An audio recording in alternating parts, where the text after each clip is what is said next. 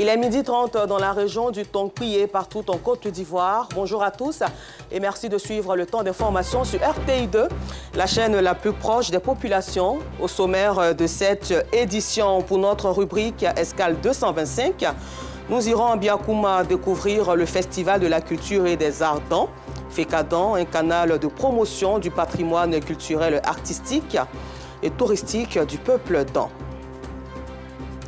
Et puis hors de chez nous au Maroc, au lendemain du séisme, les 2059 blessés affluent vers les hôpitaux où l'urgence et les secours s'activent dans un contexte de plus en plus difficile. Encore merci à vous d'être en notre compagnie sur RTI2 et bon appétit si vous êtes à table. C'est la commune de Biakouma, dans la région du Tonkpi, qui a abrité récemment la 8e édition du FECADAN, Festival de la culture et des arts d'An, un canal de promotion du patrimoine culturel, artistique et touristique du peuple d'An, communément appelé les Yakouba. Cette édition a mis l'accent sur le vivre ensemble entre les Dans et la Guinée forestière qui fait frontière et ont la même culture. Des similitudes existent et nos reporters Théodore Zouzou, Maïssa Kogey, Gilles Tonian et Justin Yasselou nous font voyager afin de les découvrir maintenant. Espace public de Biankouma, chef-lieu de département dans la région du Tonkpi, à l'ouest de la Côte d'Ivoire. En attraction, la troupe Lembé, venue de la Guinée forestière. Cette partie de ce pays voisin comprend les localités de Bela, Yola, Zérékoré, Yomou, Guétégou et de Massata, là où vivent les Pelé, les Lomois, les Kono et les Kission, entre autres. À travers sa prestation, cette troupe de danse mime des scènes rurales, des travaux champêtres lors de la culture du riz.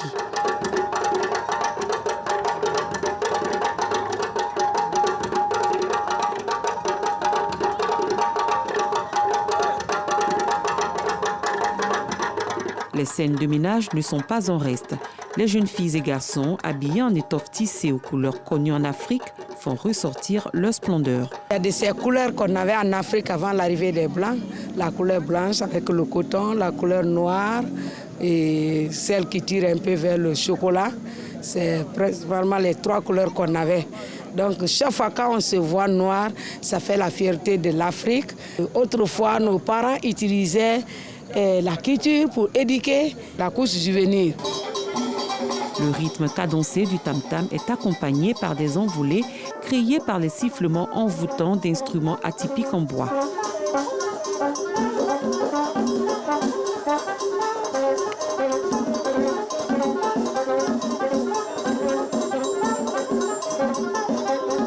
Les pas sont proches et puis bien sûr que ce n'est pas la même chose, mais c'est proche.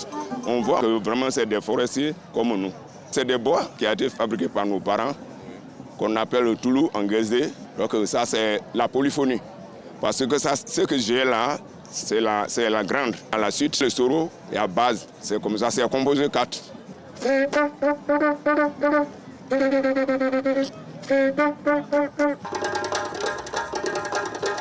C'est du thématé. Sur ce podium, la version ivoirienne avec des instruments modernes. Cela n'empêche pas de s'apercevoir qu'il s'agit de la même danse.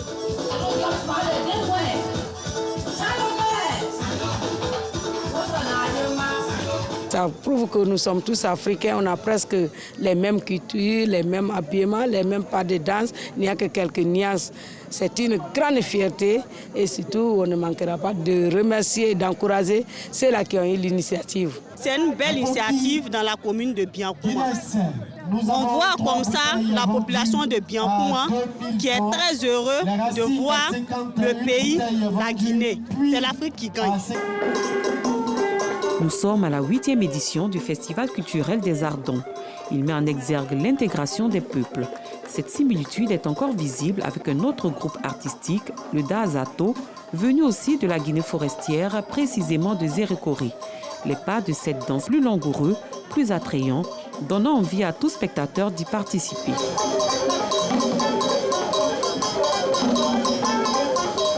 Tout dans se reconnaît en ces rythmes forestiers. Une manière de montrer un autre pan de ce vaste patrimoine culturel de ces peuples qui font frontière. L'objectif de FECADAN, c'est de faire la promotion de la culture d'An et de la valoriser. Donc toutes les éditions tournent autour de cet objectif général qui est parfois décliné en objectifs spécifiques.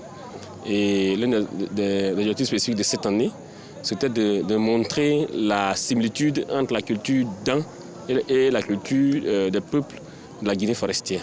Donc cette année, on a plus mis l'accent sur les danses et chants, et surtout les similitudes entre ces danses et chants entre la Guinée et la Côte d'Ivoire.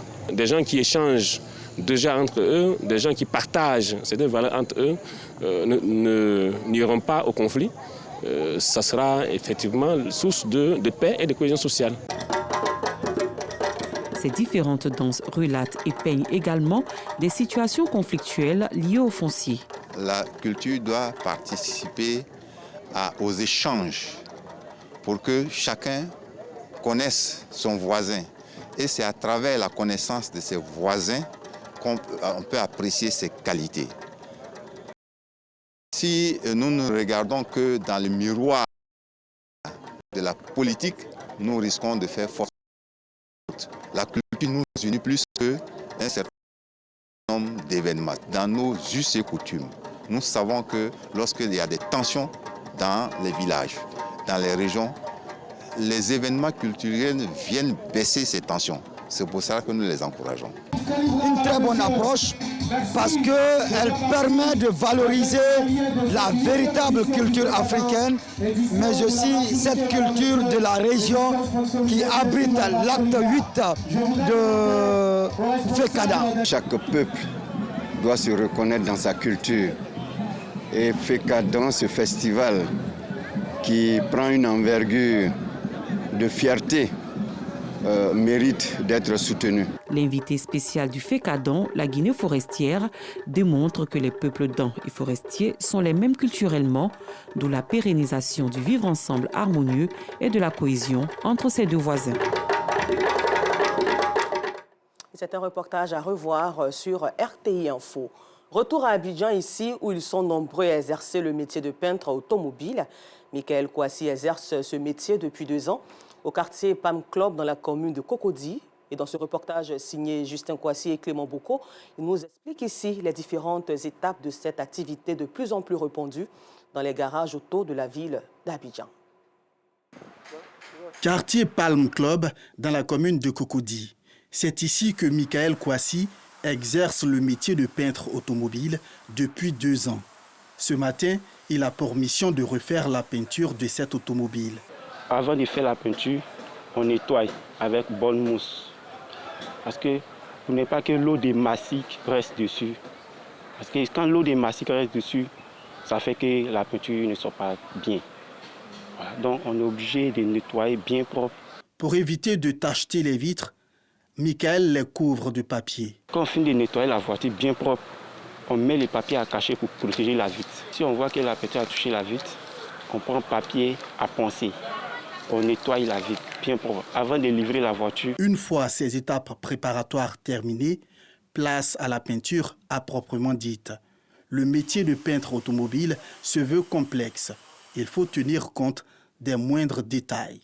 Quand tu fais la peinture, il faut que tu te concentres sur la peinture. Pour ne pas que nos points de massique que tu as mis, pour ne pas que non, ça sort dedans, il faut que tu appliques la peinture bien propre. Pour faire la peinture de cette voiture, ça peut nous faire 1 semaine, soit 2 semaines, ça dépend. Michael, ça avance? Comme à l'accoutumée, Michael reçoit la visite de son patron. Celui-ci vient se rassurer du bon déroulement du travail. Comme c'est la première couche, il faut voir en bas de baguette là. Ok, tu avances un peu. Ok, ça là, là. Quand c'est la première couche, là aussi ils vont monter que là, clignotant. Je suis venu vérifier le travail parce que les clients sont tellement compliqués. Bon, c'est pour voir les parties où ils ont démonté les feux, les phares pour que la peinture aille avant qu'ils puissent remonter tout, quoi. Il y a des petits coins. Une fois que le petit erreur seulement, tu es obligé de reprendre à zéro. Il faut être patient, c'est tout. En tout cas, c'est bien fait, ça va. Je suis satisfait de lui, c'est bon. Bien que contraignante, la peinture automobile est une activité rentable. En tout cas, Michael et son patron y trouvent pour leur compte. La saison pluvieuse, là, c'est lent. Les clients n'aiment pas déposer leur voiture, puis ça nous fatigue en plus. Bon, néanmoins, on peut faire 4 à 5 voitures pendant le mois, c'est bon. C'est ça seulement que je fais. J'arrive à faire mes mèchage. Ça marche en tout cas, ça marche. Chez moi, ça marche. Ouais. J'étais élève, quand j'ai arrêté les cours, maintenant j'ai commencé à faire la peinture. Ça me permet de gagner un peu d'argent pour prendre soin de moi-même. Je prends mon travail au sérieux parce que demain, je vais devenir moi-même mon patron. En Côte d'Ivoire, le secteur de la peinture automobile est en plein essor avec des ateliers comme celui où travaille Michael. Il pourrait attirer plus de jeunes si l'activité se pratique avec un plateau technique de dernière génération. Du 15 au 20 août, dans la région de la Bagoué, s'est tenue les traditionnelles journées sportives, socio-culturelles et éducatives de la localité de Kouto. Et cet événement qui dure maintenant 42 ans est une initiative de l'Union des jeunes de Kouto dont l'objectif est de rassembler les filles et fils de Kouto pour amorcer le développement. Aboulaziz Guira et Nour Sangaré y ont participé. Coup d'envoi pour un cross vient d'être donné dans la ville de Kouto, à un peu plus de 700 km au nord du pays. Près d'une cinquantaine de jeunes sont en compétition ce jour. À quelques mètres de là, une autre compétition s'annonce, celle d'une course à vélo qui opposera une dizaine de filles. Nous sommes aux journées sportives, socio-culturelles et éducatives de Kouto, une initiative de l'Union des jeunes de la localité. Ce sport-là représente l'implication de nos frères du village au sein de l'Union. Voilà, donc déjà pour faire la promotion des gens, le cyclisme, nous avons réservé le cyclisme pour la zone féminine et la zone populaire pour les hommes. À la fin de la compétition, Yamoussa Koulibaly, parrain de l'événement, invite la jeunesse à continuer sur cette lancée. J'aimerais dire merci à cette jeunesse et nous les encourageons chaque année à mener des activités dans ce sens-là. Et nous sommes heureux de voir l'Union de la jeunesse coutolaise organiser cette édition des journées socio-culturelles, sportives et éducatives. Il y a une cohésion qui est en train d'être construite à travers l'Union de la jeunesse coutolaise, avec le bureau présent et son conseil spécial, qui fait qu'aujourd'hui, on peut dire à Kouto, il y a une jeunesse dynamique, une jeunesse unie dans tous les sens du thème. Et nous ne pouvons qu'accompagner cette jeunesse. Les journées sportives, socio-culturelles et éducatives de Kouto se tiennent chaque année. Elles sont à leur 40e édition. Parlons à présent d'enseignement supérieur. L'Université internationale de Grand Bassam multiplie les partenariats pour permettre à ses étudiants d'étudier dans de meilleures conditions et surtout intégrer facilement le monde du travail. À cet effet, donc, une convention a été signée entre l'établissement et une structure de la place en présence de Clément Boko. Les étudiants de l'Université internationale de Grand Bassam peuvent pousser un ouf de soulagement. Désormais, les meilleurs d'entre eux bénéficieront de bourses d'études pour parachever leur formation. Pour ce faire, l'établissement a signé une convention avec la société IHS Côte d'Ivoire, une aubaine pour les apprenants. Cette signature représente vraiment beaucoup, surtout pour la jeunesse, parce que j'ai pu, par la grâce de Dieu, bénéficier de cette bourse qui m'a ouvert vraiment de grandes portes. Et j'ose croire qu'à partir de cette signature, il y aura plusieurs aides qui seront données, plusieurs bourses qui seront partagées à des différents élèves qui sont aussi brillants et qui auront besoin d'appui pour avancer, pouvoir travailler dans un domaine qui pourra plus tard aider le pays. Pour les deux parties, il s'agit de réduire l'inadéquation formation-emploi tant décriée par les employeurs.